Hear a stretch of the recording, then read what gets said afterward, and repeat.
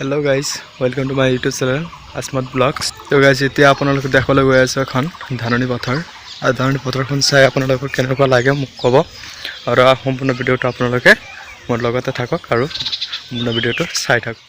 এতিয়া আমি গৈ আছো আৰু আপোনালোকে চাই থাকক ধাননি পথাৰখন কেনেকুৱা লাগে আপোনালোকে মোক ক'ব কেনেকুৱা লাগিছে।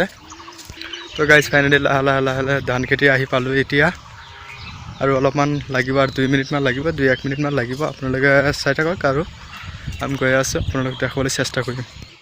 তো গাইজ ফাইনেলি পথাৰখন আহি পালো আপোনালোকে এতিয়া চাই থাকক।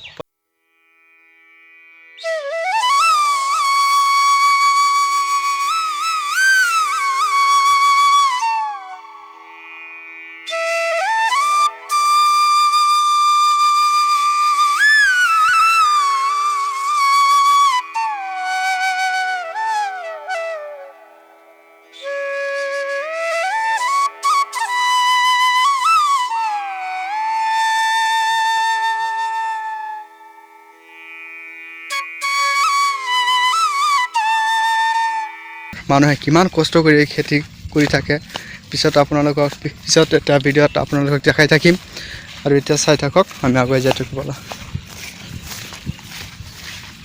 তো গাইজ এতিয়া আমি ধান পথাৰখনৰ মাজত আহি পৰিছো এতিয়া আপোনালোকক দেখাই আছো কিমান সুন্দৰ লাগিছে আৰু আপোনালোক সকলোখন পথাৰখন চাই থাকক।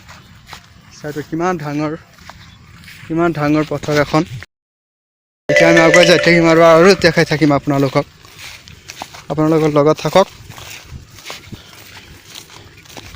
এইখন আমাৰ অসমৰ মানুহে ধান খেতি কৰি জীৱিকা নিৰ্বাহ কৰি আছে আৰু আমাৰ গাঁৱৰ মানুহে বিশেষকৈ বহুত কষ্ট কৰি থাকে যেহেতু চহৰ থাকে এটা বুজি নাপায় ধান খেতিখন বা আমাৰ অসমৰ মানুহে বা গাঁৱৰ মানুহে কেনেকৈ ধান খেতি কৰে বা কেনেকুৱা দেখিবলৈ পোৱা যায় এইবিলাক আচলতে নাজানে সেইটো কাৰণে আমি আপোনালোকক দেখাবলৈ আহিছোঁ আৰু আপোনালোকে চাই থাকক।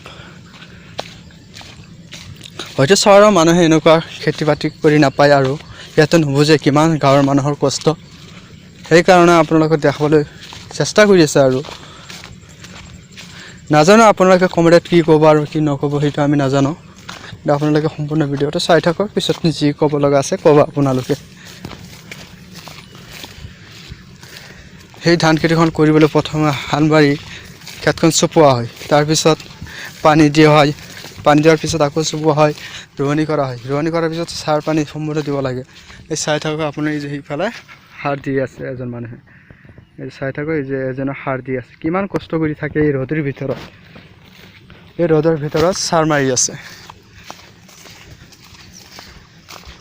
কিন্তু আজিকালি দিনত মানুহে ইমান কষ্ট নকৰে কিন্তু গাঁৱৰ মানুহে পুৰা কষ্ট কৰি আছে আজিকালিও বহুত কষ্ট কৰি আছে আজিকালি মানুহে। তো গাইজ এতিয়া আমি ধান পথাৰখনৰ মাজত আহি পৰিছোঁ আৰু আপোনালোকে চাই থাকক কেনেকুৱা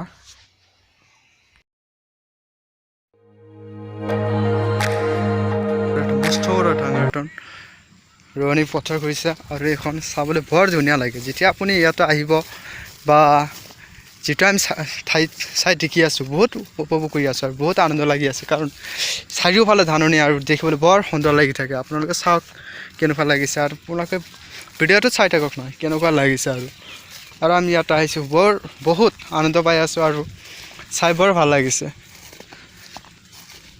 চাওক আপোনালোকে অলপ চাই উপভোগ কৰি থাকক কেনেকুৱা লাগিছে কমেণ্টত ক'ব আৰু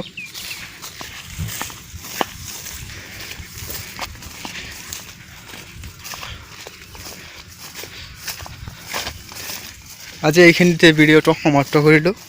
ভিডিওটো কেনেকুৱা হৈছে আপোনালোকে কমেণ্টত জনাব আৰু ভাল লাগিলে লাইক কমেণ্ট শ্বেয়াৰ আৰু ছাবস্ক্ৰাইব কৰিব।